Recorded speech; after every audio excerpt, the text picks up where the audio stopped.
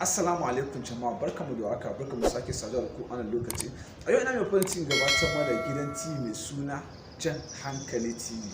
Mai suna Jan Hankali TV wanda kamfanin fim ɗin Jan Hankali Gospel Film Productions ka ɗauki nan kawo muku. Gidan TV ne wanda za ku ga samun kyawun ayyukan cikin sauƙi da kuma cikin sauri. Ko abin da za ka yi ka ɗauki wayarka ta hannu ka shiga ɓangaren YouTube. Idan ka shiga ɓangaren YouTube sai kai sacin Jan Hankali TV. Sai kai sacin Jan Hankali TV. Ta za ka bambance cewa mu ne ko ba mu ba, za ka gani ba IB Zango. Jan Hankali TV IB Zango. Za mu kawo muku kyawun ayyukanmu duk ranar Lahadi misalin karfe 8 na dare. Sai ina sake tana saman cewa Jan Hankali TV ba ta fara soke ayyukansu ba, za su fara soke ayyukansu ranar 1 ga wata. Ma'ana ranar 1 ga watan da za mu shiga. Jan Hankali TV za ta kawo muku episode movie nata da kuma full movie nata da kuma hira da gospel artist da sauransu daga wajen ƙasa har da cikin ƙasa. Dan Allah da Jan Hankali TV ta shirya sosai domin kawo muku kyawawan ayyuka wanda ba ku taɓa tsammani ba.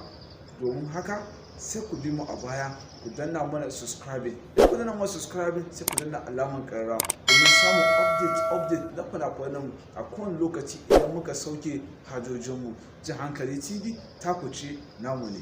A huta gajiya. Na gode.